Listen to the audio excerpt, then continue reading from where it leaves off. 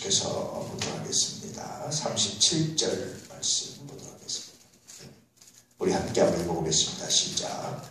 예루살렘아 예루살렘아 선지자들을 죽이고 내게 파손된 자들을 돌로 치는 자여, 암탉이 그 새끼를 날개 아래 모음같이 내가 네 자녀를 모으리 한 일이 몇 번이더냐. 그러나 너희가 원하지 아니하였도다. 성경은 종종 예루살렘을 마치 사람처럼 부르죠. 예루살렘아 예루살렘아, 사람을 부르는 것처럼 의인화시키죠. 시온이여라고 이렇게도 말하기도 하고, 예루살렘의 딸들아 이렇게 말하기도 하고.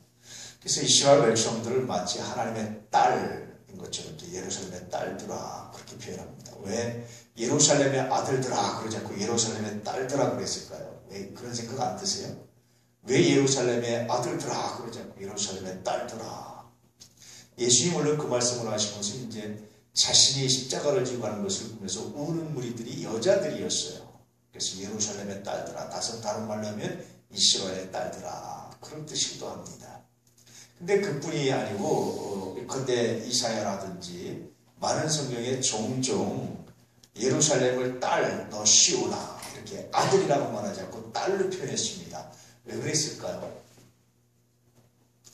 한 주간 숙제 한번 드려볼까요? 여러분 한번 고민해 보시고 생각해 보시기 바랍니다. 왜 아들 중심, 남자 중심의 사회였는데 왜 그랬을까? 나중에 신약에 오면 교회들, 우리들을 뭐라고 표현합니까? 그리스도의 신부 그렇게 표현합니다. 그런 의미가 이제 미리 담겨져 있다고 보는 건데요. 어쨌든 예루살렘아 예루살렘아 하면서 예루살렘아 예루살렘아 이렇게 말하고 있는데요. 그렇게 말하면서 예루살렘에 대해서 아주 탄식하면서 말씀하십니다. 선지자들을 죽이고 내게 파손된 자들을 돌로 치는 자요. 참 굉장히 마음 아픈 일이죠. 예루살렘이 얼마나 존귀합니까? 거룩한 도시, 거룩한 도성, 하나님의 나라를 대표하고 이런 곳입니다. 성전이 있고 정말 귀하고 그곳에 하나님께 예배드리는 성전, 날마다 예배가 드려지고 온 민족이 명절 때는 모여서 하나님께 예배드리고 하는 그런 성전, 모든 꿈이 모든 것이 다 예루살렘에 집중될 정도로 그렇게 아름다운 곳이거든요. 아름다운 곳이고 정말 귀한 곳이고 그런 곳이 예루살렘입니다. 그런데 이 예루살렘이 한 일은 어떤 거였습니까? 선지자들을 죽이고 파송된 자들, 다시 말하면 하나님께서 보내신 자들을 죽이고 핍박하고 듣지 않았습니다. 왜 그랬을까요? 구약의 선지자들의 이야기를 대부분 사람들이 안 들었어요. 참 재밌게도 안 들었어요. 그 말을 듣고 회개하네. 그런데 니느웨 백성들도 회개했거든요. 요나 가서 말하니까 니느웨 백성들도 회개했어요. 그런데 이건 참 재밌는 비유인데요. 그런데 이스라엘 백성들도 회개하지 않아요. 하나님의 큰 기적을 보고 그 많은 은혜를 경험하고 하나님의 놀라운 섭리의 사랑을 경험하고 체험하고 말씀을 듣고 배우고 예배드리고 그 많은 것들을 경험하는 이스라엘에서는 오히려 회개하지 않았는데 니느웨 백성들은 회개했단 말이에요. 두 번째는 회개하지 않았지만 첫 번째는 회개했습니다. 요나가 가서 복음 전할 때. 그때도 불구하고 이스라엘 백성들은 안 그랬습니다. 왜 그랬을까요? 오늘 여러분 늘 말씀드리지만 저는 성경을 읽다가 다니엘서나 이런 성서를 읽다가 깜짝 놀라서 모골이 소멸한 말씀들이 있다고 그랬죠. 마지막에 하나님께서 심판하실 때 이 한나 큰 낫을 가지고 목을 치는데 누구 먼저 친다고 그랬지만 성경에 보면 성전 앞에 있는 늙은이부터. 성전 앞에 있는 늙은이가 누군지 아세요? 단순히 연세를 많이 드신 분을 말하는 게 아니에요. 예수는 오래 믿고 신앙은 오래 믿고 교회에서 목사, 장로, 권사, 집사 등등 이런 거는 오래됐는데 그런데 뭐한 사람들입니까? 이런 사람들. 신앙의 감격을 잃어버리고 헌신을 잃어버리고 예배의 감격을 잃어버리고 이런 사람들이 심판의 첫 번째 대상이에요. 그래서 그 말씀을 읽을 때마다 모골이 중요해요. 그 말씀은 목사가 해당되거든요. 목사가 해당되거든요. 우리가 하나님의 일을 한다고 하면서 정말 그 신앙의 감격과 그 은혜의 감격을 잃어버리면 여러분 아무것도 안 남습니다. 저는 참 싫어하는 게 뭐냐면 세상적 가치로 자꾸만 이해하려고 하는 제 모습도 있고요. 우리들의 모습도 있어요. 그런 모습들 때 저는 제 자신이 제일 싫고 우리들이 제일 싫을 때가 있어요. 정말 아플 때가 있습니다. 여러분 신앙은 철저하게 신앙적 관점에서 바라보셔야 됩니다.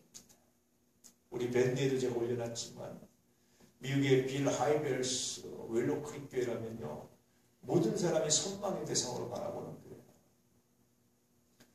온누리교회는요, 웰로크릭교회 지교회라고 할 만큼 웰로크릭교회를 그대로 벤치마킹해서 그대로 한 데가 온누리교회입니다. 그래서 한국에서 웰로크릭교회 가보고 싶으면 온누리교회를 보면 돼요.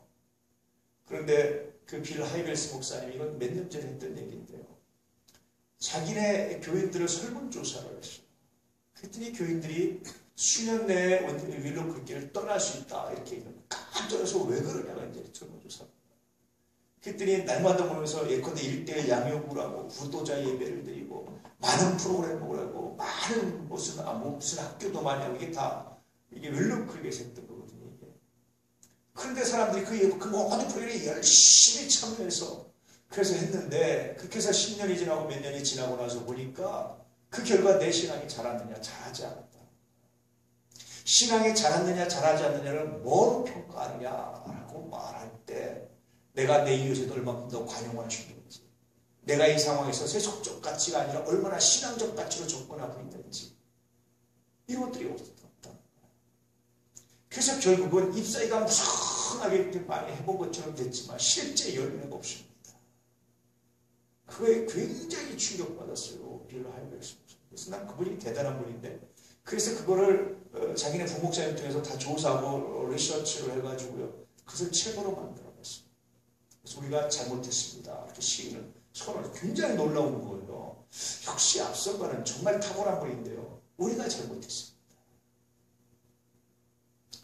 우리가 바꾸겠습니다. 그래서 사실 거기에는 안 나오는데 뭐라고 바꾸냐면 우리가 본질을 회복했습니다. 본질이 뭐냐? 예배라. 예배를 회복해. 그렇다고 해서 성경 공부 필요 없고 그런 뜻은 아니에요. 그렇다고 해서 또 성경 공부 다 없어지고 또 1대1 다 없어지고 다 버리고 뭐 그런 것도 잘못된 겁니다. 그런 건 아닙니다. 하는데 더 중요한 게 우리가 이걸 왜 하느냐.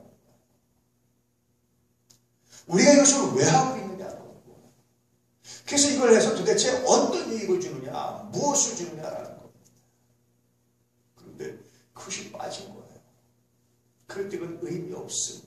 그래서 그들이 지쳐가고 실망하고. 그래서 여러분 한국교회도 얼마나 많은 프로그램들이 있어요. 교회들마다. 무슨 학교도 많고 막 많아요. 그래서 여러분 정말 이게 좋고 잘 되냐.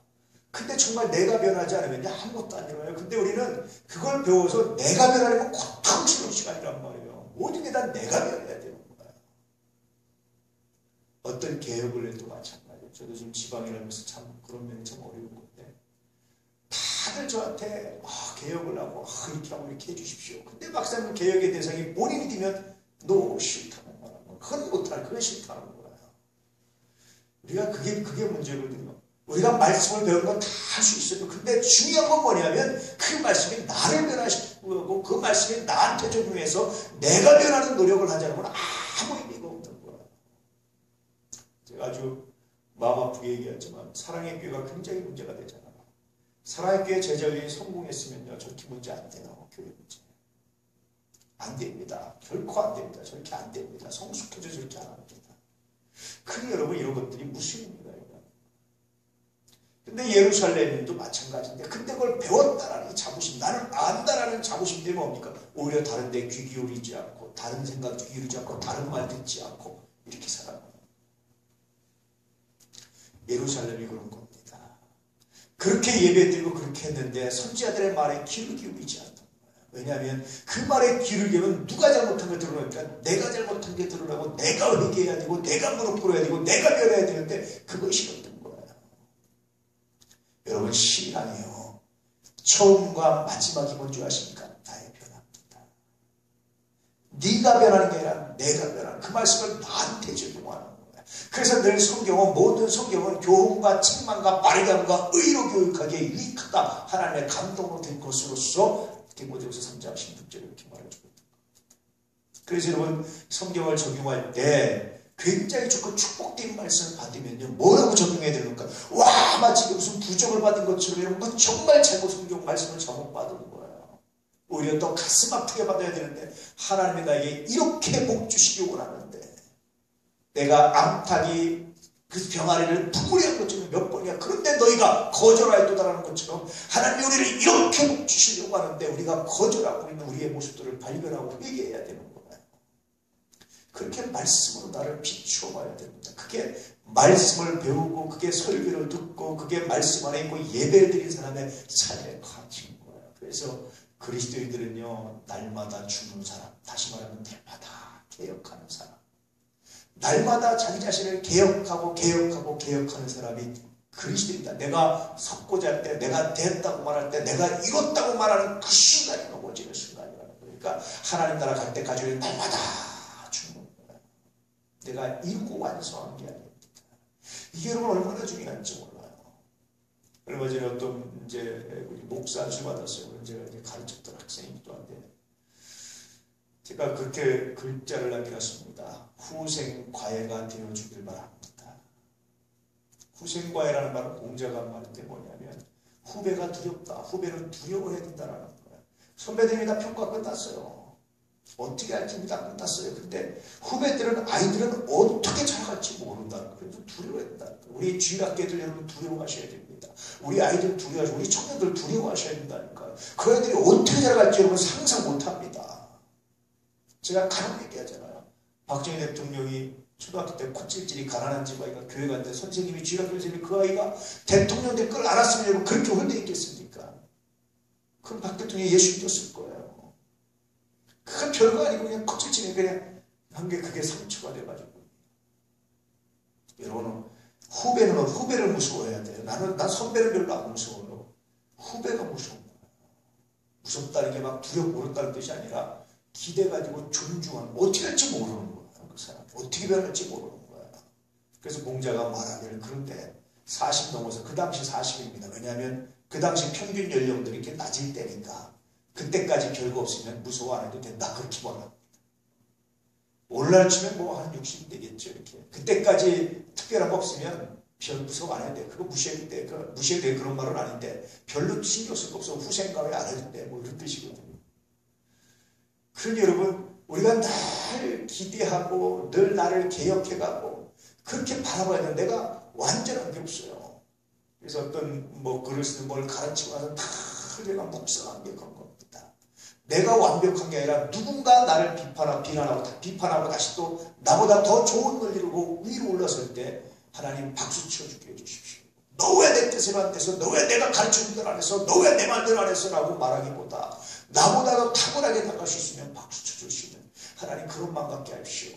늘 그게 기도입니다.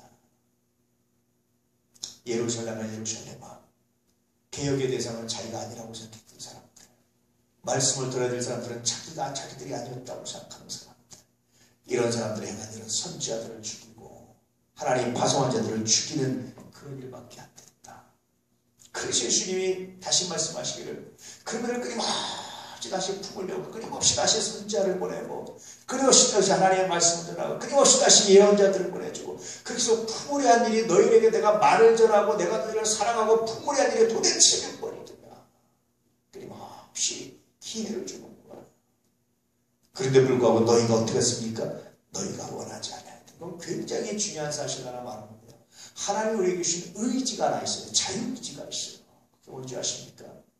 하나님 보라, 내가 문 밖에 서서 두드리노니 너희가 열어주면 내가 들어가니, 열어주든 열어주지 않을 자유의지를 우리에게 주셨단 말이에요. 하나님 우리를 품어주셨어요.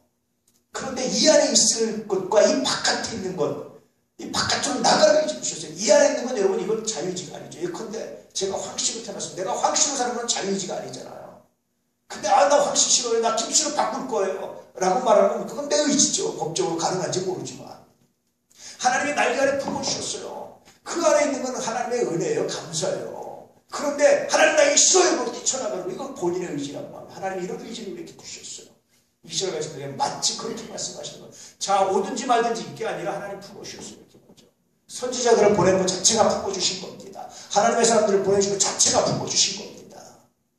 그런데 하나님 나에게 싫어요 뛰쳐나갔다는 말이에요. 너희가 원하지 않았다. 오늘 우리가 예수 믿는 건 이건 하나님의 은혜입니다. 우리의 의지가 아닙니다. 그런데 나 싫어요 라고 뛰쳐나가는 것, 이거 본인이 선택이에요. 오늘 우리가 거룩한 직분을 받고 하나님의 은혜를, 그건 내 의지가 아니에요. 이건 하나님 주신 은혜입니다. 근데 이거 나 쉬워요라고 안 하는 건 본인의 의지인데 그건 너희 책임이다. 그렇게 말씀하십니다. 여러분 두려움 앞에 서야 됩니다. 정말 두려움 앞에 서야 됩니다. 요즘 여러분 우리 교회가 진행하는 것들 철저하게 인간적인 계산이나 생각이나 하나님의 마음, 하나님의 뜻을 먼저 묵상할 수 있는 그런 우리들이 될 수 있기를 정말 축복합니다. 제가 그렇게 기도합니다.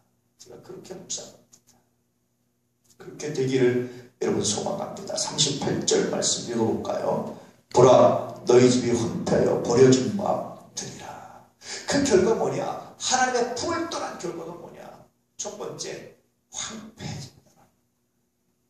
하나님의 마음 품을 떠나면 사람이 황폐해져. 미국이 청교도 정신이 버려지고 신앙이 무너지고 미국 교회들도 지금 굉장히 마이너스가 되고 그 결과가 뭡니까? 사회가 황폐해지고 맨날 총기 사고 가잖아요. 맨날. 이라크에서 죽은 미국 병사보다 국내에서 총기 사고로 죽은 미국 사람들이 더 많대잖아요. 황폐해져. 우리가 여러분 자꾸 하나님의 품을 떠나면 사람들이 보니까 황폐해진 거예요. 돈밖에 모르고 자기밖에 모르고 예배 가서 올리고 황폐해진 거예요. 그래서 이렇게 하나님의 품을 떠난 사람의 첫 번째 삶이 뭐냐면 황폐, 마치 사막처럼 변한다는 거예요. 삶이 황폐한 사막처럼 변한다는 거예요. 희망이 없는 겁니다. 각박해지는 겁니다. 조금 더 이해하거나 조금 더 자기를 양보할 마음이 없어지는 거예요. 고여제로 많은 것들을 느끼죠. 어떤 사람은 개인적인 자신이 때문에 목숨 걸고 사는 사람이 있어. 어떤 사람은 개인적인 자신 결과는 내가 하나님의 영광을 훼손하는, 하나님의 영광을 훼손되어 막 분노하는 사람이 있어요. 하나님의 품을 떠난 사람들은요, 철저하게 자고하고 자기중심적이고 자기 명예, 자기 권위만 대서. 그런데 하나님의 품에 있는 사람은 그건 중요하지 않아. 뭐 그렇게 우리가 유명한 사람, 뭐 그렇게 자존심 세워서 뭐 그렇게 지킬 명예가 많겠습니까? 우리가 그까짓 것 좀 깨지면 어떻고 무너지면 어떻고 뭐 그렇겠습니까? 하나님의 품을 떠난 사람과 떠나지 않는 사람의 삶의 가치들은 그렇게 구체적으로 나타나는 거예요. 자, 39절 말씀 시작.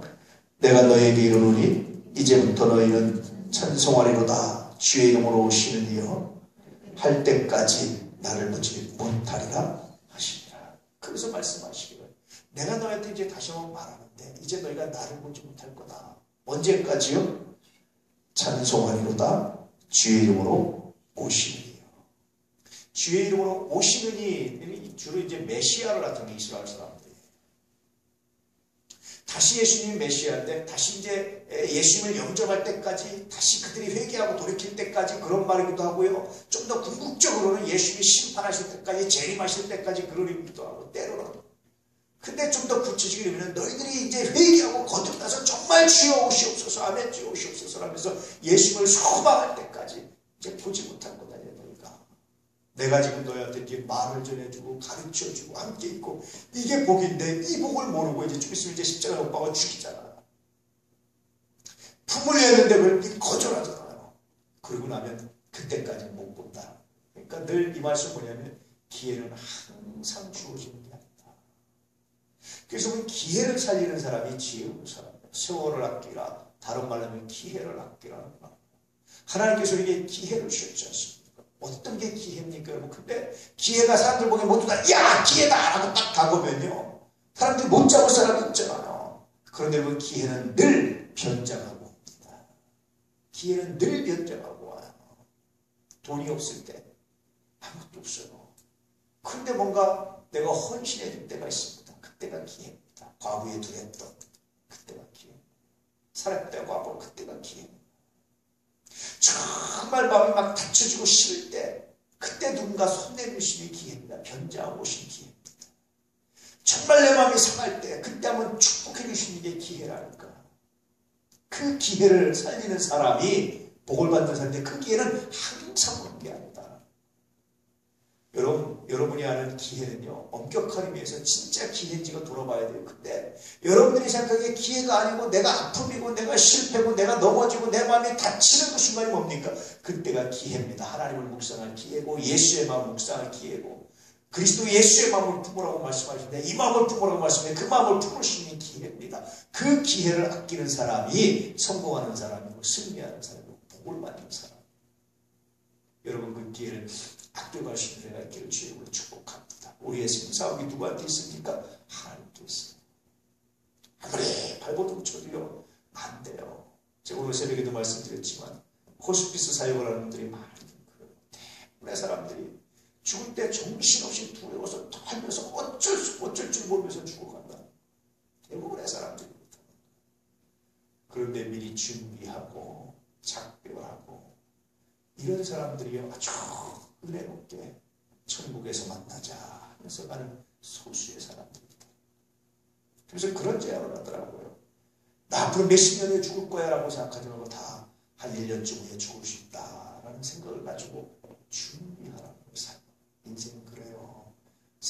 태어나서 살다가 죽는 게 삶입니다. 가장 간단한 말로 정리하는 거예요. 그 인생을 살아가면서 마치로 내가 뭔가 해서 내가 막 해서 막 사람 같지만 여러분 그렇지 않다니까요. 정말 하나님이 내 삶을 챙겨주시면 살 수가 없는 게 인생입니다. 이걸 아는 게 그리스도입니다. 근데 알매도 불구하고 맡기지 않고 하나님께 드리지 않고 하나님께 맡기지 않고 살아가는 건요 정말 수치스러운 삶이고요. 부끄러운 삶이다. 예루살렘 하나는 간식을 들을 수밖에 없는 그런 삶이다라는 거죠. 이 기회를 잃어버리지 않는 하나님의 사람들 생존할 동안에 숨이 붙어있는 동안에 육신의 생명이 붙어있는 동안에 마음껏 하나님을 찬양하고 내가 마음껏 하나님 위해서 일하고 내가 마음껏 하나님께 드리신 이 기회를 잃어버리지 않는 하나님의 사람들 되시길 정말로 축복합니다. 얼마나 귀한지 몰라요. 여러분 노후 염려하지 마십시오. 하나님께 맡기십시오. 인생을 살아가면서 내가 어떻게 살까 너무 염려하지 마십시오. 하나님께 맡기십시오. 저는요 모든 사람이 건강하게 살았으면 좋겠는데 어떤 사람은 노후에 병도 나고 뭐하고 아프고 다 그래요. 여러 케이스에서 제가 하나 다 깨달은 게 있어요. 전에도 비슷한 얘기를 말씀드렸지만 하나님께서 가장 귀한 기회를 주셨다라는 걸 깨달아요. 병 때문에 아픈 사람들은요 고통스러운데 대신 뭐합니까? 죽음에 대한 두려움이나 고통에서 해방시키고 해방되고자 하는 마음 때문에 하나님 나라를 소망해요. 정말 귀하구나. 이 은혜구나. 건강하게 살 때는 그냥 내일 갑자기 팍 죽더라 아니면 그냥 그렇게 해서 9988 233은 좋은 것 같죠. 삶을 정리할 시간이 없습니다. 하나님 앞에 가서 삶을 정리할 시간이 없습니다. 이게 진짜 복이냐. 세상적으로 9988 234가 복일지 몰라도 하나님 앞에 진짜 복이라고 말하기 어렵겠다. 여러분 노년에 내가 고생하고 아프면 어떡하지? 물론 그렇게 하기 우리 다 바라죠. 바라는데요. 바라는 게 잘못된 건 아닙니다. 그런데 그렇다 할지라도 하나님 내가 이 순간에 내가 이 약한 가운데 내가 이 아픔 가운데 어떻게 하나님 묵상하고 어떻게 내 삶을 정리하고 내가 어떻게 하나님께 이 순간에 내 삶을 드리기 원합니까? 기도하시고 묵상하시고 그것이 하나님 주신 기회입니다. 그게 얼마나 놀라운 기회인지 몰라요. 그래서 사람마다 하나님 최상의 기회를 주시고 있다. 인생을 마무리할 수 있는 최상의 기회를 주시고 있구나라는 것을 많은 노인들을 보면서 내가 묵상하는구나. 근데 간혹 그런 기회를 놓치는 분들이 잃어버린 분들이 종종 있다 하는 생각을 할 때가 있습니다. 젊은 사람들의 삶도 마찬가지예요. 그 기회를 잊지 않게 그리고 하나님 묵상 하나님 사랑을 정말 잊지 않게 여러분 주의 이름으로 축복합니다. 할렐루야. 자 24장은 1절 말씀 시작. 예수께서 성전에서 나와서 가실 때에 제자들이 성전 건물을 가리켜 보이려고 나오니 예수께서 성전에서 나오셨다라는 얘기는요. 이제 예수께서 성전에 예루살렘의 멸망에 대해서 얘기하시거든요. 성전에서 나오셨다. 굉장히 재미있는 표현입니다. 여러분 성전이라는 것이 이 건물이요. 하나님이 함께 하셔야 할 성전이 그렇처럼 뭐에 불과합니까? 건물에 불과합니다. 오늘날 교회들이 팔려가지고 술집으로 바뀐단 말이에요. 여러분 거긴 성전이 더 이상 교회가 아닙니다. 과거에 교회였었지만 지금은 교회가 아니에요. 성전이 아니면 건물에 불과합니다. 전혀 다른 건물이었는데 거기가 우리가 예배처 쓰고 그것이 하나님의 인자가 있으면 그곳이 성전이 되는 거예요. 예수께서 나오셨다라는 것은 성전이 누굽니까? 예수잖아요. 예수님 자체가 성전이잖아요. 예수의 성전에 나오셨다는 얘기는 더 이상 그 화려한 솔로몬 성전이 그 화려한 수르바벨 성전이 그 화려한 헤롯 성전이 더 이상 성전이 아니라는 거죠. 그것을 마태가 아주 상징적으로 표현하고 있는 말씀이 성전에서 나오셔서 그렇게 말씀하십니다. 그러자 제자들이 성전 건물을 가리켜 보려고 나왔습니다. 자, 2절 말씀 시작.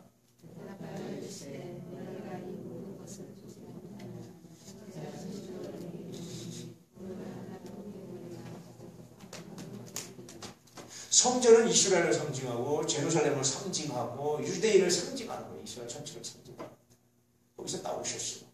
그래서 나왔을 때 제자들에게 도리께서 말씀하신 겁니다. 이 모든 것을 보느냐 성전을 봐라. 헤롯 성전, 이 아름다운 성전, 화려한 성전을 봐라.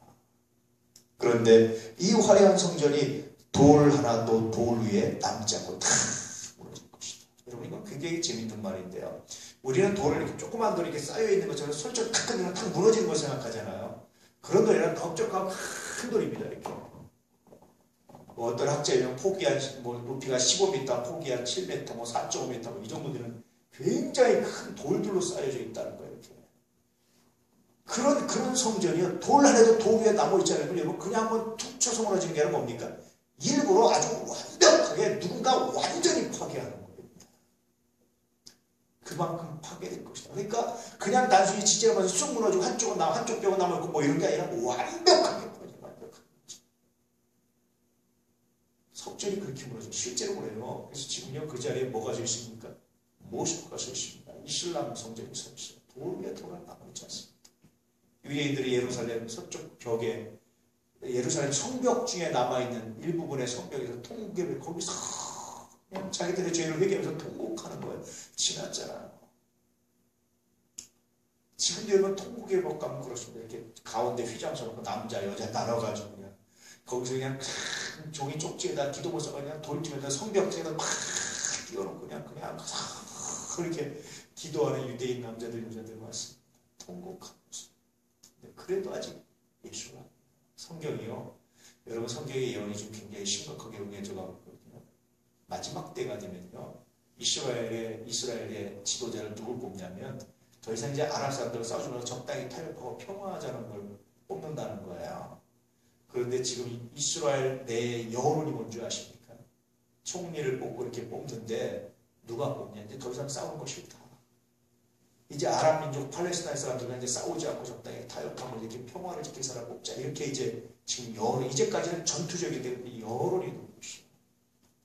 최근에 제가 며칠 전에 그 뉴스를 접하면서 성경의 예언이 올라가고 있습니다.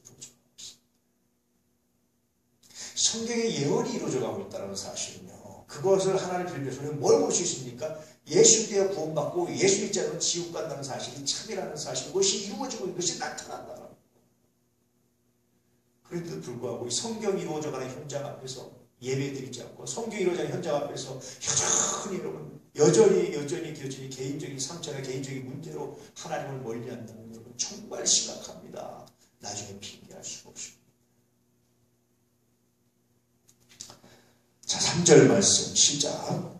예수께서 감람산 위에 앉으셨을 때에 제자들이 조용히 와서 이르되 우리에게 이르소서 어느 때에 이런 일이 있겠사오며 또 주의 임하심과 세상 끝에는 무슨 징조가 있사오니까. 다시 이제 감람산이요 건너편입니다. 이렇게 예루살렘에서 내려와서 골짜기를 하나 지나서 기드론 골짜기를 지나서 건너편 산인데 이게 감람산이에요. 거기서 바라보면 예루살렘이 보여요. 이렇게. 그래서 거기에 가서 제자들이 다시 예수님께 묻는 거예요. 우리에게 이르십시오. 어느 때에 성전이 돌 하나도 돌 위에 남지 않고 완벽하게 무너지겠습니까? 유대인들은요. 성전이 파괴된다는 것은 곧 재앙이고 나라가 망하고 하나님의 심판이라고 생각해요. 왜냐하면 솔로몬 성전이 예레미야나 많은 선지자들의 예언처럼 무너졌어요. 유대인들이 일종의 성전 불패 신화를 갖고 있었어요. 성전은 결코 무너지거나 예루살렘은 결코 망하지 않는다. 예루살렘 불패 신화, 성전 불패 신화가 있었어요. 왜냐하면 하나님이 계시기 때문에. 야, 이게 망하면 하나님이 자기 영광이 가려져 있는데 하나님이 자기 영광을 훼손하면서 그럴 수가 있느냐? 이런 불패 신화를 갖고 있었어요. 그래서 여러분 선지자들의 말을 안 들었던 거예요. 예루살렘이 망하고 유대가 망한다라는 예레미야 말을 안 들었던 거예요. 그래서 불패 신화 때문에. 그런데도 불구하고 여러분 하나님이 성전이 무너지고 예루살렘이 망하게 하셨다는 것은 정말 뭘 얘기하신 겁니까? 하나님은요 예수님 때 십자가셨잖아요. 이런 모형, 십자가의 모형의 사건들이 수없이 많았어요. 역사에. 하나님이 자기의 백성이 망하게 하고 자기의 예배드리는 성전이 무너지게 하고 돌 위에도 돌 하나 남지 않게 하면요 마치 십자가 진 것과 유사한 의미입니다. 그렇게 본인이 하나님 스스로 그렇게 욕먹고 그렇게 형편없는 존재로 신으로 취급받고 그랬던 거예요. 그래서 예루살렘을 점령하는 외국의 왕들이가 다 뭐 하는 것입니까? 자기의 신전들을 다 이렇게 얘기하면서 우리 신의 승리다. 전능하신 하나님이요 완전히 꼬꾸라지는 거예요. 이런 수모를 하나님이 감수하시고 예수께서 십자가에서 못 박히신 사건, 여러분 이런 사건의 그림자 혹은 모형이라고 하는 일들이 수없이 역사가 일어나는데 그 중에 하나가 뭐냐면 예루살렘이 망하고 성전이 무너지는 거예요. 성전이 뭡니까? 예수님이 성전이라고 하잖아요. 성전이 무너졌다는 얘기는 예수께서 십자가에 지면서 또 죽으시고 또 넘어지면 또 무너지시는 거예요.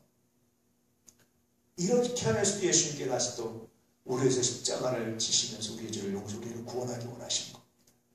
그걸 십자가다 이렇게 말할 수는 없어요. 근데 십자가의 모형들입니다. 그런 일들이 많아요. 그래서 불패신앙을 갖고 있는 유대인들에게 다시 무너지면서 뭘 얘기하는 겁니까? 하나님도 질 수 있다. 예루살렘도 나는 이런 얘기하는 것이 아니라 하나님이 얼마나 우리를 사랑하시며 우리의 죄 때문에 하나님 스스로 영광을 가리시고 회수한 일을 하셨다는 것을 말씀해 주신 거예요. 그런데 그 일을 깨달은 사람이 없었다는 거예요. 그 하나님의 가슴 아픔을 깨달은 사람이 없었다. 오늘날도 마찬가지예요. 교회들이 비어가서 술집으로 바뀌는 것은요. 사실은 어떤 의미가 있습니까? 십자가 유사한 의미가 있다. 그래서 많은 사람들이 야 저거 교회였는데 저런 거잖아. 누가 저런 거 받습니까? 하나님이 저런 거 받잖아.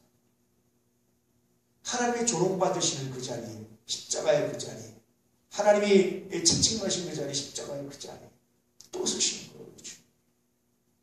누구의 죄 때문에? 우리의 죄 때문에. 이게 우리의 슬픔입니다. 그래서 묻는 겁니다. 어느 때 이런 일이 있겠습니까? 라고 말합니다. 다시 말하는 것은 세상 끝입니다. 하나님 심판하실 때입니다. 이런 뜻입니다. 자, 4절 말씀 시작.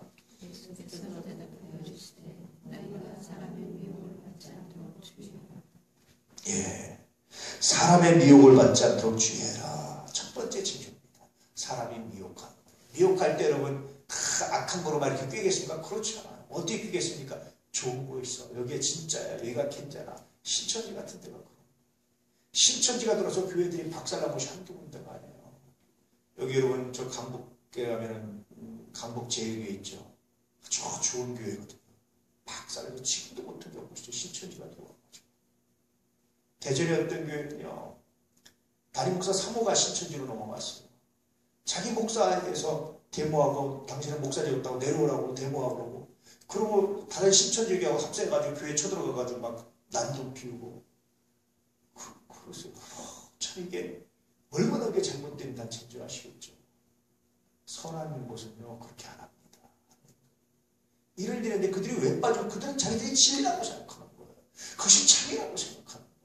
목숨 걸고 덤비는 겁니다. 사람에게 그런 일들이 많아요. 그래서 사람에게 미혹받지 않도록 주의하라. 이 말씀 내용은 뭡니까? 사람에게 미혹받지 않으려면 뭘 해야 되는 겁니까, 여러분? 말씀. 그런데 신천지도 말씀 가지고 많아요. 그럼 말씀을 붙들라는 얘기는 좀 더 정확히 말하면 어떤 겁니까? 지금 현대에 새롭게 해석된 말씀이 아니라 사도시대부터 있어왔고 가르쳐왔던 말씀을 붙잡으라는 거예요. 그런데 이단들은 대부분 다 어떻게 합니까? 새로운 해석이요. 여러분 미안하지만 헤아려 세워보시 없습니다. 새로운 해석이 없습니다. 그래서 여러분 그리스도가 굉장히 중요한 간절한 건 뭔지 아세요? 사도들의 전통을 가지고 간직하겠다는 거예요. 사도들의 전통은 뭐냐면 예수님의 가슴에 그걸 그대로 우리가 배워오는 거지 다르게 배우지 않겠다. 성경은요 잘못하면 이혈령 비혈령이 될 수 있어요. 성경은 어떻게 해석하냐에 따라서 전혀 엉뚱하게 신천지처럼 해석될 수도 있고 그래서요 여러분 나는 성경을 알고 내가 성경을 알아 이렇게 말하는 거 여러분 다 믿을 게 못해요. 알때 어떻게 알아야 되느냐? 사도들처럼 알아야 돼요. 그래서 그 전통, 예수님의 제자들이 가졌던 그 전통, 그 가르침의 전통을 가지고 와서 지키고 와서 그 전통대로 성경을 이해하고 해석하는 게 이게 여러분 말씀의 미혹, 말씀을 붙잡고 이게 사람에게 미혹되지 않는 겁니다. 대부분 모든 이단들의 특징이 뭡니까? 그게 아니라 내가 새롭게 해석했다는 겁니다. 여러분 제가 장담하는데요. 여러분들 이제까지 못 들어본 얘기는 여러분 다 이단입니다. 대부분, 다라고 말하기 어렵지만 대부분 이단입니다. 여러분 대부분 다 여러분이 못 들어본 얘기는 이단입니다. 여러분 10년 넘게 신앙생활 하면요. 못 들어본 얘기가 믿어요. 못 들어봤는데 이런 얘기가 있는데 이러면 이단입니다. 그래서 사람에게 미혹받지만 새로운 해석에 미혹받지 말라는 의미도 됩니다. 여러분 마음에 깊이 묵상되시고 기록될 수 있기를 축복합니다. 자, 그 다음에요. 5절 말씀 시작. 많은 사람이 내 이름으로 하시는데 나는 그리스도로 하여 많은 사람을 미혹하지만, 첫 번째 자기가 마치 그리스도인 것처럼, 메시아인 것처럼, 재림 예수인 것처럼 실제 자기를 드러내고 재림 예수라고 말하는 사람도 있고, 아 나는 재림 예수가 아니야 라고 말하는데 재림 예수처럼 행세하는 사람도 있고, 별별 사람들이 다 있어요. 이만희 씨 인터뷰 한번 한 거 보니까 아 나는 예수가 아닌데 사람들이 나를 마치 예수처럼 섬긴다고.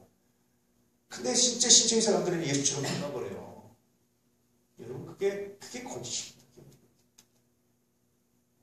예수님처럼 예수님의 권위를 갖는 분은 세상에 존재해요. 교황 왜 존재가 되는 하시는 마치 자기가 예수님처럼 행동하는 거예요. 여러분 그건 잘못이에요. 어떤 것도 잘못입니다. 예수님을 대신하시는 건 아무것도 없어요. 그냥 진입니다. 복음의 진입니다. 그런 사람들이 나오는 거예요. 6절 말씀 시작. 난리와 난리 소문을 듣겠으나 너희는 삼가 두려워하지 말라. 이런 일이 있어야 돼. 아직 끝은 아니라. 제가 예전에 어느 교회에 있었는데 신방을 갔는데 깜짝 놀랐어요. 그 교인이 갑자기 이제 이렇게 안방에다 좀 보리처럼 된 방송을 탁 하면서 예수님 오셨는데 아저씨였는데 도대체 무슨 황당무계한 얘기인지 제가 그걸 보면서 사람들은 이렇게 하고 싶어 하는구나. 그래서 제가 조금 더 권위를 잡고 조금 더 무게를 잡고 조금 더 카리스마 있게 행동하고 조금 더 그냥 하면 완전히 예수님처럼 되는 거야. 그래서 제가 그때 깨달은 때 바울이 돼야 되구나. 옷을 지고 나는 아닙니다.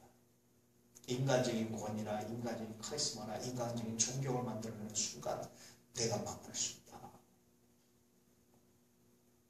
그래서 어떤 의미에서 사실은 좀 경솔하고 이렇게 경박하게 대하는 그게 내가 사는 길이었어요. 그때 그 순간. 그래서 그러니까 이제 그렇게 하고 나니까 안 그러셨는데 그게 사는 길이었어요. 그렇지 않고 내가 계속 아닙니다. 나는 그렇지 않습니다. 하면서 탁 가지고 이렇게 하면 안 통할 것 같다. 별별 일을 당했는데 목회하면서 그런 일이 없는데. 사람들은 그렇습니다. 여러분 그것도 미혹입니다. 그러면서 또 말씀하시기를 난리와 난리 이런 일이 있겠다. 그러나 너희가 삼가 두려워하지 마라. 이런 일이 있어야 돼. 아직 끝은 전쟁의 소문이 계십니다. 자 7절 시작. 민족이 민족을 나라가 나라를 대적하여 일어나고 곳곳에서 기근과 지진이 있으리. 민족주의가 나옵니다. 그러니까 두 가지가 나오는데 세계화. 우리 세계는 다 하나다라는 세계화와 함께 동시에 나오는 게 뭐냐면 민족주의. 우리 민족끼리, 우리 민족만 이러거든요. 이런 일들이 일어나고요. 그리고 또 하나는 뭐냐면 자연현상으로서 기근과 지진이 처처에 기근과 지진이 발생하고 얼마나 여러분 지금 지진 빈도수가 늘어났는 줄 아세요? 우리 한국도 지진 빈도수가 늘어나고요. 굉장히 많이 늘어났습니다. 그래서 뭘 느끼십니까? 2000년 전에 기록됐는데 이건 아무도 100년 전만 해도 사람들이 예측하지 못했던 거예요. 2000년 전에 이 말씀을 하고 있습니다. 마지막 때가 되면 처처의 기근과 지진이 있을 것이다 말씀하시고 있습니다. 앞으로 굉장히 많은 기상학자들이 기근을 예상하고 있습니다. 심각합니다. 성경에 이것이 예언되어 있다는 얘기는 나머지 말씀이 진리라는 것을 말씀해 줍니다. 그러니 여러분 평생 목숨 걸고 예수 믿는데 채우신 꾼을 두고 살아가시기를 축복합니다. 8절 말씀 시작. 이 모든 것은 재난의 시작이라. 성경은 7년 대환란이 율날 계시가 나오는데 마치 7년 대환란의 시작인 것처럼 말씀해 주고 있습니다. 자 9절 말씀. 그때 사람들이 너희를 환란에 넘겨주겠으며 너희를 죽이니 너희가 내 이름 때문에 모든 민족에게 미움을 받으리라. 또 하나 굉장히 재미있는 현상이 일어나는데 안티기독교가 일어나. 모든 나라 모든 곳곳에서 안티기독교가 드러나기 시작합니다. 우리나라도 여러분 안티기독교가 드러나는 게 범사가 아닙니다. 범상치 않은 일입니다. 마지막 때의 증거이기도 합니다. 예수님 이름 때문에 예수 믿는다는 것 때문에 핍박받고 예수 믿는다는 것 때문에 테러 당하는 거예요. 지금 이집트 같은 데서 여러분 실제 중동에서 실제로 예수 믿는다는 것 때문에 그냥 죽여버리는 거예요. 이슬람 사람들이라서 폭탄 테러하고 죽여버리고 예수 믿는다는 것 때문에 교회를 테러하고 폭탄을 테러하고 폭탄 던지고 그런 일들이 일어나고 이제 안티기독교들이 많이 일어나고 그럴 수 있다는 겁니다. 자, 10절 말씀 시작. 그때 많은 사람이 실족하게 되어 서로 잡아주고 서로 미워하겠으며. 그때 많은 사람이 시험에 걸려 넘어진다. 실족하다 넘어진다는데 믿음을 버리는 거야. 그때 많은 사람이 믿음의 시험에 드는 거야. 그때 많은 사람이 나타납니다. 그러면 여러분 안티기독교가 늘어나서 반드시 해야 되는 게 뭔지 아십니까? 교회의 비리를 터뜨리기 시작합니다. 조그만 침소 먹는데 조그만 거를 크게 만들어 터뜨리고 이런 일을 하기 시작합니다. 그래서 많은 사람들이 넘어지는 거예요. 아, 교회 그랬더라. 나 교회 안 가. 여러분 이 사람이 하나님을 믿는 사람일까요? 여러분 그래서 철저하게 마지막 때가 돼갈수록 어떤 사람이나 누구나 어떤 걸 보지 마시고 하나님만 바라봐야 돼요. 그래야 여러분 신앙을 지킬 수 있습니다. 사람 보지 마십시오. 하나님 바라볼 수 있게 축복합니다. 그래야 신앙을 지키는 거예요. 그래야 믿음. 저도 바라보지 마세요. 하나님만 바라보세요. 그래야 믿음을 지킵니다. 목사 바라봐도 넘어집니다. 사람 바라봐도 넘어집니다. 그냥 교회라는 단체를 바라봐도 넘어져요. 많은 사람들이 교회가 어떻게 저럴 수 있어? 나는 저런 교회 안 가 그러잖아요. 이게 여러분 시험에 들려 실족해서 넘어지는 거예요. 그럼에도 불구하고 그곳에 구원이 있고 복음이 있고 예수 그리스도의 몸이라면 그 철저하게 주님만 바라봐야 돼요. 할렐루야. 여러분 그게 승리입니다. 그게 마지막 때 신앙을 지키는 길입니다. 자, 11절 시작. 거짓 선지자가 많이 일어나 많은 사람을 미혹하겠습니다. 많은 거짓 선지자가 일어나는데 이 거짓 선지자가 악한 말을 하십니까? 결코 악한 말을 안 합니다. 이 거짓 선지자가 어떻게 합니까? 가장 거룩하게 가장 그럴듯하게 포장돼서 오는 거예요. 이게 거짓 선지자들입니다. 예배도 이상하게 받고 그래서 이게 거짓 선지자들의 모습이에요. 사람들이 화려하게 막 반응하고 막 이러고 이게 거짓 선지자. 아까 말했지만 그 빌 하이벨스 목사님이 반성한 게 뭔지 아시죠? 교회가 사람들이 원하는 걸 해줬지 정말 사람들이 필요한 걸 제공하지 못했다는 게 자기가 반성이. 필요한 건 뭡니까? 복음이잖아요. 필요한 건 예수 믿고 구원받는 거잖아요. 근데 사람들이 원하는 건 뭡니까 여러분? 화려한 예배, 사람들을 직접으로 만족시킬 이런 어떤 프로그램, 자랑스러운 어떤 그런 것들을 만들고 이런 것들이었잖아요. 그거는 본질이 아니었더라. 정말 사람들의 필요, 예수 믿고 구원받을 수 있는 복음을 전하는 게 필요인데 그 필요는 가려졌다는 거예요. 원하는 것 때문에. 그럼 거짓 선지자가 필요를 제공하겠습니까? 원하는 걸 제공하겠습니까? 원하는 걸 제공하는 사람. 그게 심각한 겁니다.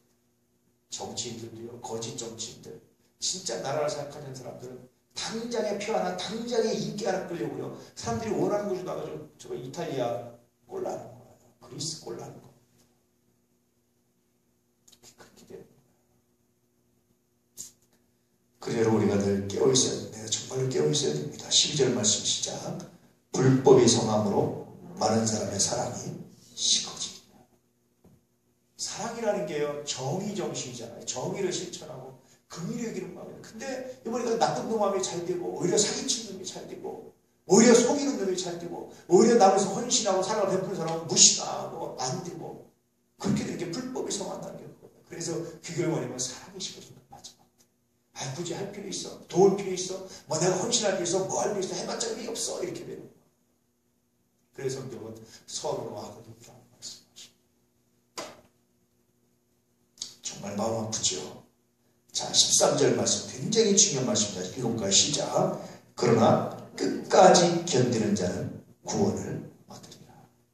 이때 하나님이 굉장히 열심히 재밌는 말씀을 하시는데 어떤 사람이 구원받습니까? 견디는 자, 인내하는 자, 견디는 자. 다시 말하면 맷집 좋은 사람, 견디는 사람. 견디는 사람이 승리하는 사람. 끝까지 견디는 사람이 승리하는 사람. 누가 뭐라고 해도 어떤 일이 벌어져도 세상에 어떤 일이 벌어져도 끝까지 견디고 믿음 지키는 사람이 말씀에 순종하고자 하는 사람이 세상에 안 알아주고 세상의 말씀을 무시하고 세상의 서랍을 무시하고 세상이 다 무시한다 할지라도 끝까지 하나님을 붙들고 부여잡고 있는 사람이 구원을 받을 것이다. 승리할 것이다. 그렇게 말씀하십니다. 그래서 끝까지 견디는 사람들 되시고 축복합니다. 자, 14절 말씀 시작. 이 천국 복음이 모든 민족에게 증언되기 위하여 온 세상에 전파되리니 그제야 끝이 오리라. 참 재밌는 말씀인데요. 모든 민족에게 이 복음이 전달돼서 모든 사람들에게 뭡니까? 기회를 주시는 거예요. 예수 그리스도 기회를. 모든 사람들을 암탉에 병아리 품듯이 품어 안는 이런 기회를 모든 민족에게 주시겠다는 거예요. 그래서 그 품에 거하는 사람들이 구원하고 빠져나가는 사람들이 지옥 가는. 그래서 누구도 피하지 못할 정도로 모든 사람들에게 기회를 주시고 그제서야 끝이 올 것이다. 그렇게 말씀해 주셨죠. 오늘 말씀을 통해서 여러분 마지막 때 우리가 어떻게 살아 어떤 믿음을 가지고 살아가야 되는지 어떤 말을 들어야 되는지 어떤 메시지를 들어야 되는지를 가슴 깊이 간직하시고 이 말씀 가운데 이 은혜 가운데 살아가시면 무엇보다도 하나님을 사랑하는 마음을 가지고 끝까지 변함없이 하나님 사랑하는 믿음 가지고 살아갈 수 있기를 주의 이름으로 축복합니다. 여러분 마지막 때가 될수록 정신 차리셔야 된다. 그래서 근신해라 깨어라 이런 말씀이 그렇게 많은 것을 정신 차려야 돼요. 기도 안 하게 합니다. 예배 소홀히 하게 합니다. 헌신 무의미하게 합니다. 옛날에만 했어. 그거만 해도 뭐 별거고. 아닙니다. 정말 마지막 때가 될수록 남들이 뭐라고 하든지 나는 기도합니다. 나는 예배드립니다. 나는 헌신합니다. 주를 위해서. 이런 믿음과 이런 마음 가지고 살아갈 수 있기를 정말 축복합니다. 그런 사람이 구원을 얻으리라. 그런 사람이 믿음을 지키며 그런 사람이 하나님의 구원을 목도하리라. 그렇게 말씀하십니다. 이 말씀에 해당되는 사람